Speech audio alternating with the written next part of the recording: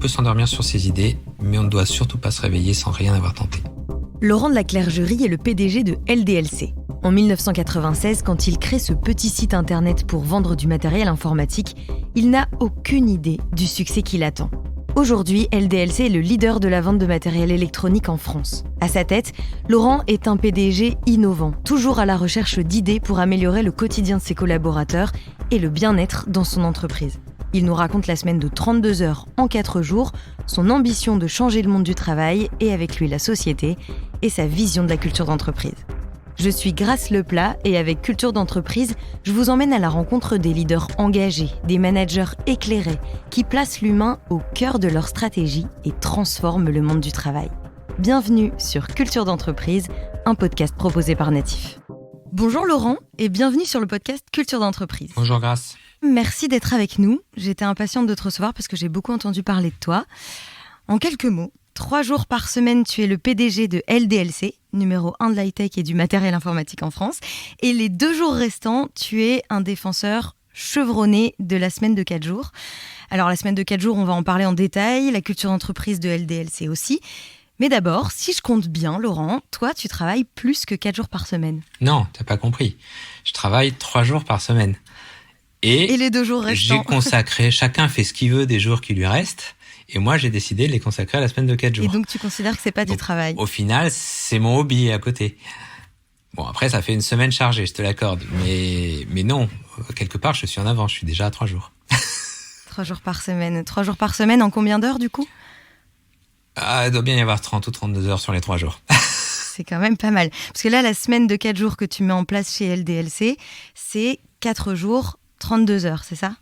C'est ça, exactement.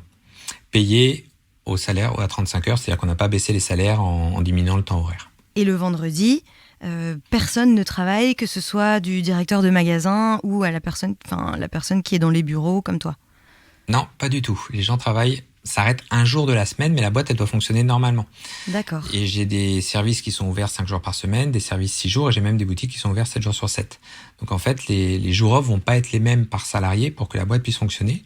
Et même pour que ça fonctionne très bien et que les gens aient quand même eu le choix du jour qu'ils voulaient, qui globalement est le vendredi dans beaucoup de cas, voire le mercredi juste après, ils se mettent par 2 en binôme et semaine paire, semaine impaire, ils vont alterner en ayant une semaine le vendredi que vous voulez et une semaine un autre jour en alternance pour permettre à la boîte d'avoir un fonctionnement normal. Mais de l'extérieur, tu peux aller dans une boutique tous les jours de la semaine, on n'est pas fermé le vendredi. Et du coup, est-ce que tu as dû embaucher plus pour pouvoir créer ces binômes ? Alors ça, c'est exactement la question que je m'étais posée quand j'ai décidé de faire la mise en place. C'était de me dire, en fait, tu enlèves 3 heures, tu changes tous les plannings, ça va être le bordel, donc forcément, tu vas devoir embaucher. Il manque 9% d'heures, si on fait le calcul. Après, je m'étais dit, il y a forcément des heures perdues, le fait de libérer du temps aux gens, ils seront un peu mieux et on gagnera. Et moi, j'avais chiffré à 5% le nombre d'heures que j'allais perdre. Et donc, sur le coût de ma masse salariale, je m'étais dit, ça fera 5% de masse salariale en plus de coût, de mettre ça en place. La surprise, maintenant on est 2 ans plus tard et ça marche toujours, c'est qu'en fait, je me suis rendu compte que les gens travaillent plus, mieux, en 4 jours 32 heures qu'en 5 jours 35 heures. Et qu'au final, comme il y a plus de travail effectué, alors tu as des métiers où ça va pas forcément bien marcher, mais que dans le global de la société, à la fin, j'ai besoin de moins de personnes que j'en avais besoin pour faire le même travail qu'avant. Et donc, au final, on n'a pas changé le nombre de salariés. Le chiffre d'affaires a augmenté parce qu'on a eu le Covid. On n'a pas du tout embauché pendant cette période. Et on est arrivé à un point où, à un moment, on avait 40% de croissance de chiffre d'affaires, 0 salariés en plus. Et on travaillait moins que les autres. D'accord. Et alors ça, comment tu l'expliques ? Alors, en fait, j'explique par un truc tout simple. Parce que ça m'a fait réfléchir sur le temps de travail, sur tout ce qu'on parle depuis des années, 39 heures, 35 heures, 32 heures, tous ces trucs-là. Mais en fait, que tu aies 7, 8, 9 heures dans la journée, ta journée, c'est strictement la même pour à peu près tout le monde. C'est-à-dire qu'en gros, du moment où tu as mis les pieds par terre une fois que le réveil a sonné, jusqu'au moment où tu vas mettre les pieds sous la table le soir, ta journée, tu l'as pas vu passer. C'est pas le nombre d'heures de travail qui va la changer, c'est qu'en fait, c'est des journées où t'as pas le temps de te poser vraiment sur un truc et tu la vois pas passer. Et tu fais ça 5 jours par semaine. Le samedi arrive, tu rattrapes tout ce que pour le coup t'as pas eu le temps de faire. Donc ça peut être des courses, du ménage, des trucs à gérer, aller voir la famille, un petit peu de tout. Ouais. Exactement. À la limite, la famille c'est déjà pas mal, c'est plus sympa. Ouais. Ça, tu vas plus le faire le dimanche quand t'es posé, ça y est, t'as fini ta semaine. Sauf que t'as en tête le fait, demain matin, la semaine elle recommence et c'est reparti. Et donc, c'est pas marrant. Et ce qu'on entend d'ailleurs, du coup, dans toutes les boîtes qui sont 5 jours, c'est vivement les vacances que je me pose. Si tu fais la même chose sur 4 jours, t'as 4 jours, c'est exactement le même programme.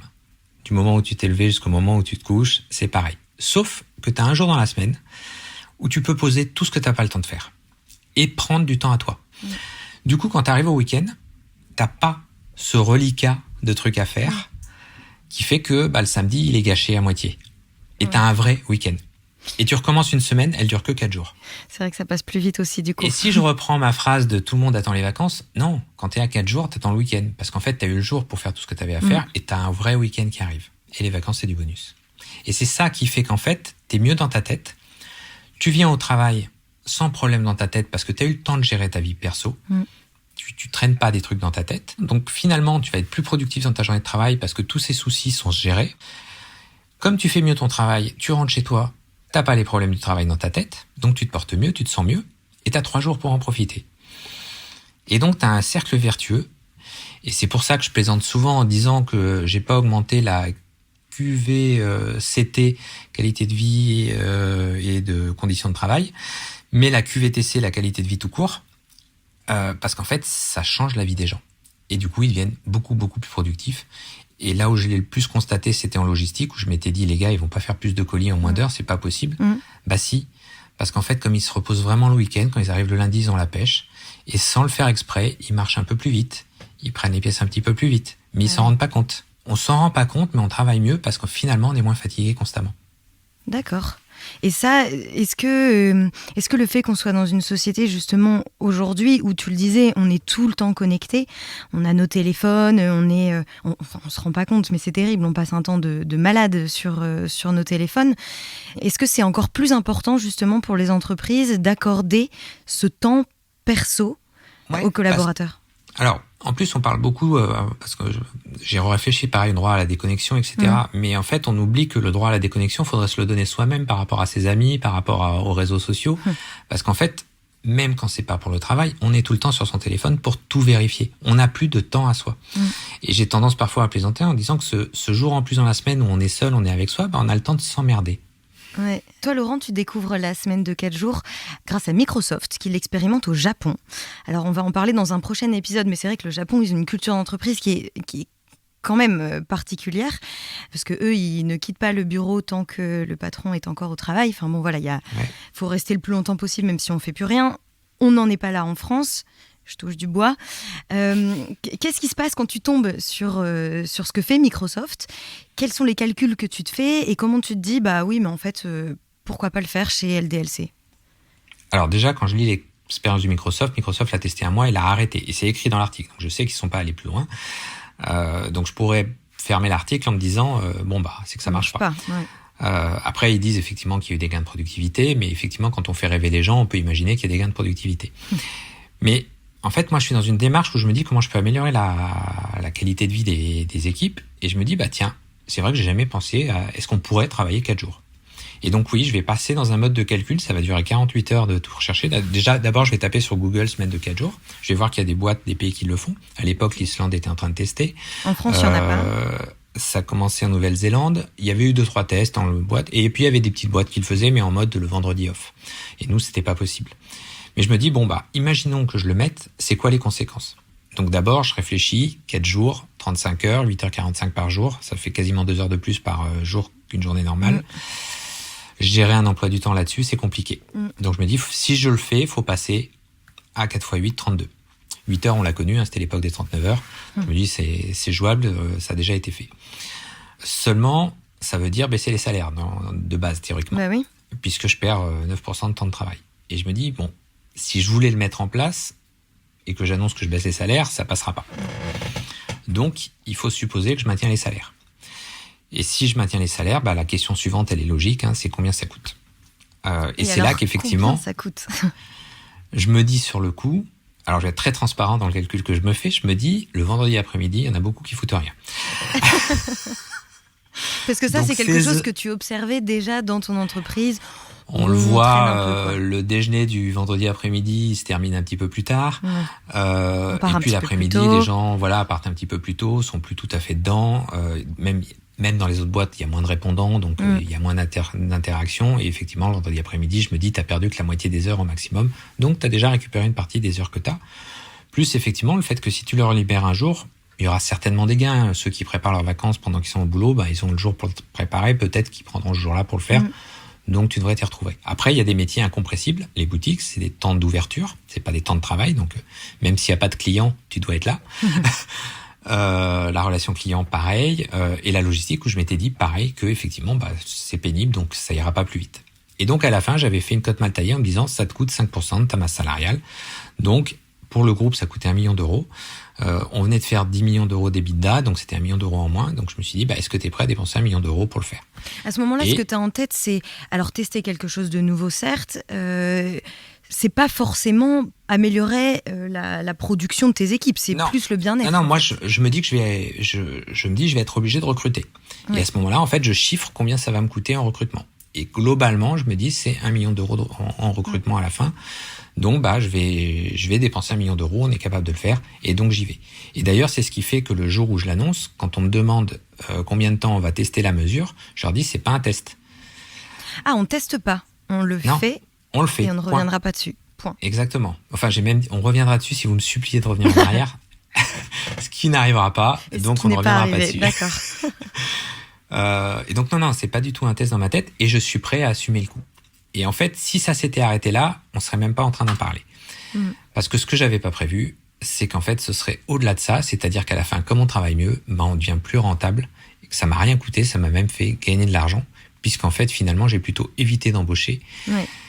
Non seulement j'ai pas embauché pour faire le même travail, mais j'ai pas eu besoin d'embaucher parce qu'on travaille mieux. Est-ce que tu penses, Laurent, que cette semaine de 4 jours en 32 heures sans baisse de salaire, c'est possible pour toutes les entreprises ? Alors, c'est plus compliqué que ça. Enfin, c'est pour ça que je l'affirme nulle part que ça s'appliquerait partout, parce qu'en fait, déjà le gars qui est dans un petit village, qui est boulanger dans son village, ça veut dire qu'il perd des heures quelque part. Bon, il est rarement déjà aux 35 heures. Mais en tout cas, travailler sur 4 jours, ça va être compliqué. Donc, il y a des métiers où, effectivement, on se dit c'est compliqué. Puis, il y a des métiers, tu fais de la prestation de service, où tu vends des journées, c'est une journée de facturation en moins, par personne. Donc, forcément, il y a une rentabilité qui se perd. Donc, voilà, il y a des métiers où non, je pense que c'est pas tout de suite applicable. Par contre, on représente beaucoup de métiers, tous les métiers de bureau. On a passé sur la relation client, on l'a passé sur nos boutiques à partir du moment où il y avait 4 personnes en boutique, et tout ça sans recruter. Et on l'a fait en logistique, sans recruter non plus, parce qu'on s'est rendu compte finalement qu'on améliorait la productivité. On l'améliore sur un autre point quand même qui est important. On l'améliore aussi parce que l'absentéisme s'est divisé par 2. Donc on n'est pas obligé de remplacer. On n'a pas d'intérim, on a moins d'intérim pour remplacer ou autre. C'est-à-dire qu'il y a on gagne des heures aussi dans l'autre sens. Et ça, je l'avais pas anticipé, c'est qu'effectivement, moins d'absence, moins d'heures à remplacer, et donc des heures qui sont compensées. Et donc à la fin, on s'est retrouvé à être carrément beaucoup plus productif. Et là où je pensais perdre 1 million, sur les grosses années, je pense qu'on a même gagné 5 ou 6 millions de non-recrutement, parce qu'en fait, on est devenu plus productif. Ouais, c'est dingue. Mais voilà, le temps que ça s'applique à tout le monde, il faudra passer des steps, et surtout passer le premier cap qui est de comprendre que c'est vrai, on travaille mieux en 4 jours qu'en 5, et en plus sans se fatiguer. Est-ce qu'il n'y a pas une des conditions à tout ça qui est que l'entreprise ait une culture d'entreprise justement qui soit forte, que les collaborateurs se sentent déjà en confiance, se sentent déjà écoutés, révélés dans l'entreprise dans laquelle ils sont ? Après, alors ça, j'ai tendance à le qualifier en mode bonus. C'est-à-dire que nous, on a eu un gain qui est hallucinant. On a fait 40% de progression de chiffre d'affaires, on a recruté personne. C'est-à-dire qu'on a vraiment eu une productivité qui s'est accrue de façon complètement démentielle. Je pense que ce seuil, il est justement fonction de ce qui est déjà dans l'entreprise.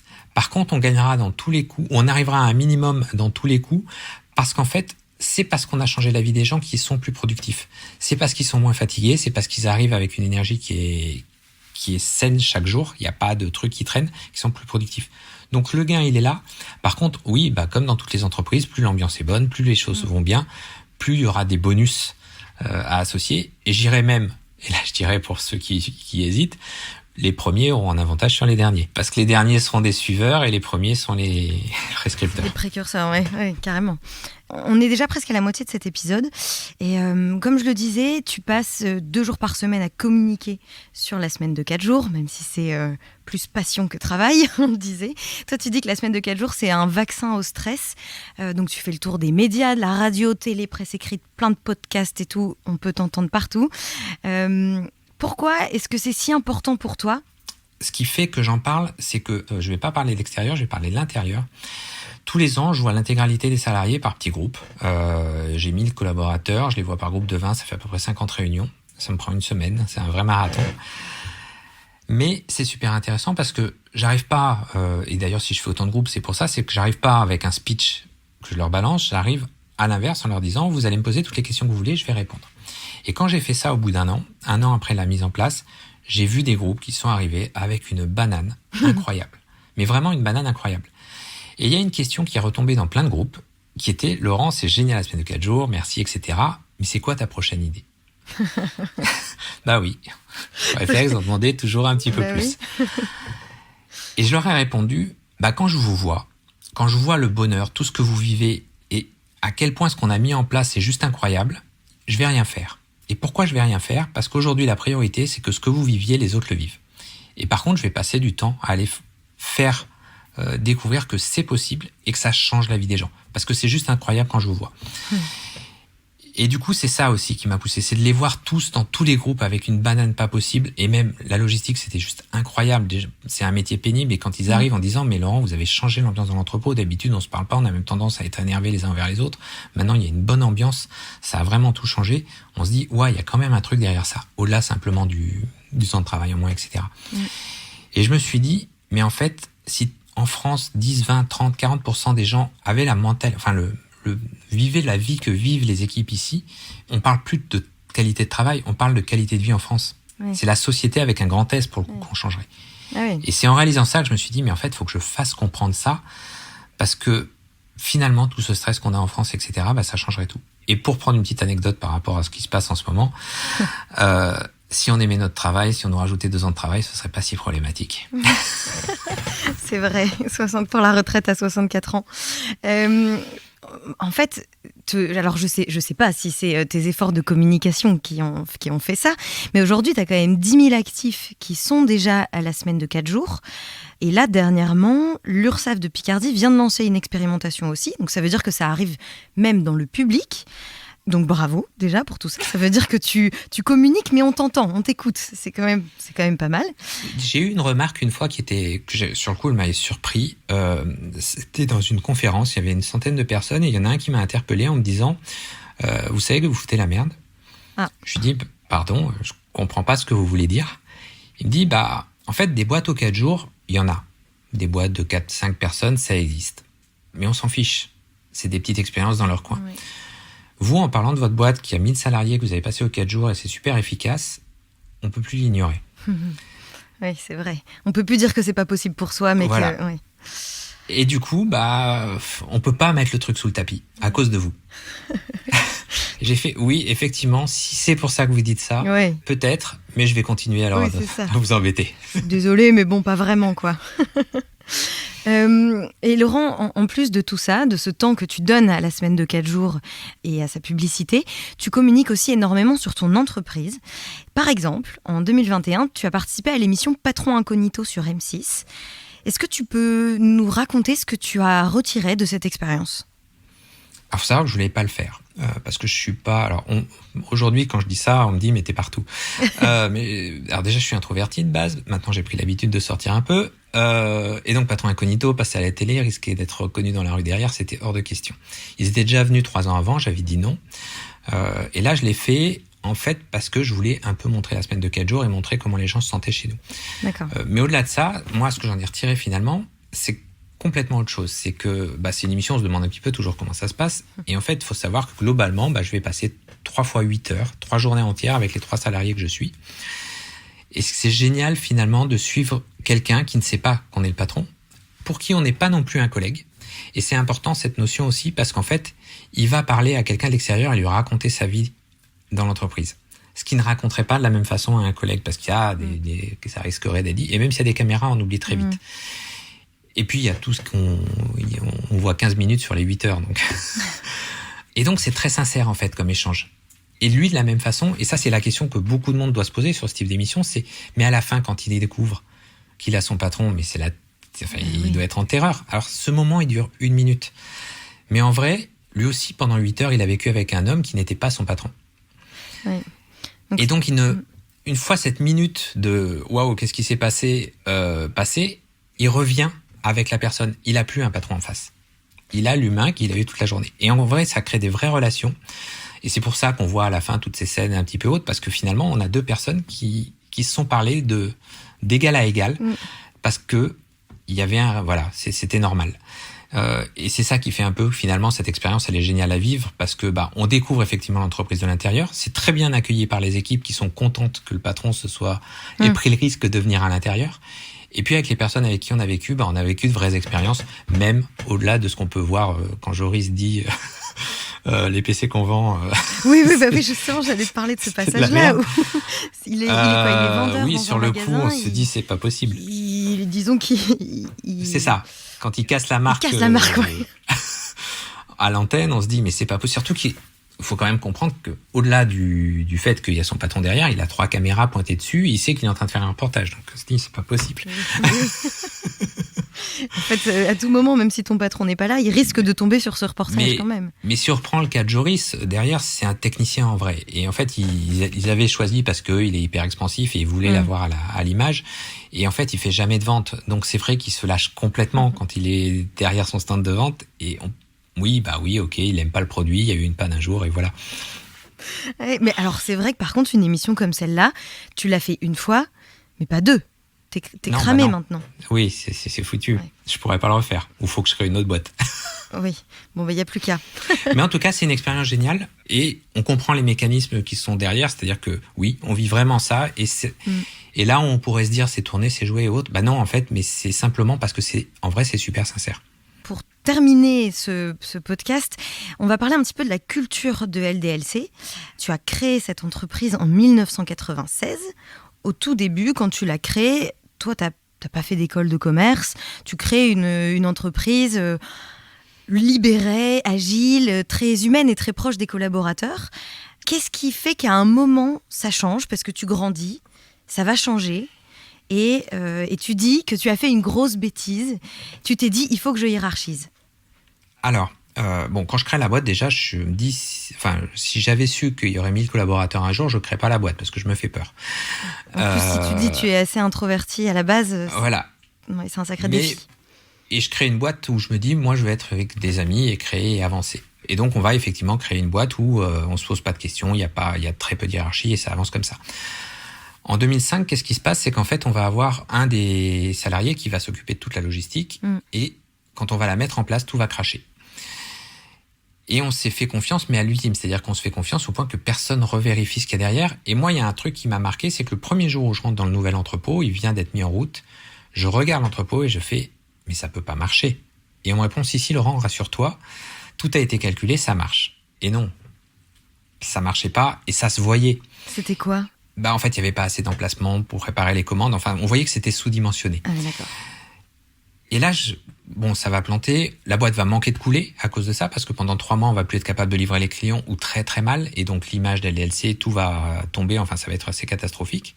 On va passer proche du dépôt de bilan. D'ailleurs, nos concurrents à l'époque nous imaginent disparus du marché. Et effectivement, à ce moment-là, on se dit, en fait, on a trop joué. Il faut qu'on capte l'entreprise. On est trop des jeunes qui se sont éclatés. Donc, on est allé recruter à l'extérieur des gens plus capés. Sauf qu'en recrutant à l'extérieur dans une boîte où on vivait entre nous, les gens viennent de boîtes standards. En plus, avec on capte des gens qui sont qualifiés, donc qui viennent de boîtes très standards, très hiérarchisées. Et forcément, quand ils arrivent, ils hiérarchisent. C'est pas moi qui ai forcément l'idée d'hiérarchiser, mais eux, quand ils arrivent, ils font oui, c'est normal que ça marche pas. C'est pas structuré votre boîte. Oui, donc ils structurent. Parce que pour eux, c'était un problème de structure. Et du coup, on structure. Et ça va durer 10 ans. Et en fait, il y a 5 ans maintenant, 7 ans, ça passe les années, en fait, j'ai lu un livre sur l'entreprise libérée. Je me suis dit, en fermant le livre, mais c'était ça ta boîte avant de hiérarchiser, et ça marchait. Et en réalité, je suis sûr que ça marcherait pour de bon, parce qu'en fait, la seule erreur que tu as fait en 2005, c'est de se faire trop confiance individuellement. Tu aurais juste pris le dossier avec le gars qui était dessus, à 2 ou à 3, il n'y aurait pas eu les bugs. Et en fait, c'était juste ça l'erreur. Par contre, l'ambiance de la boîte, je suis sûr que tu peux la retrouver. Après, donc on est reparti à l'envers, pas forcément en se disant on doit être une entreprise libérée, mais en tout cas, on doit remettre la confiance, l'autonomie, la responsabilisation des équipes au centre de la boîte. Donc tu gardes quand même tes managers. Ce qui ne veut pas dire enlever la hiérarchie complètement. Ça veut dire la diminuer, c'est-à-dire qu'aujourd'hui, j'avais des directeurs généraux, j'en ai plus. Donc il y a des étages qui ont disparu, mais ça ne veut pas dire c'est pas pour ça qu'on ne va pas hiérarchiser. Par contre, le manager, à aucun moment, il doit être contrôlant. Ça doit être un accompagnant. Il est là pour faire grandir. Il n'est pas là pour taper sur les doigts. Il n'est pas là pour avoir le dernier mot.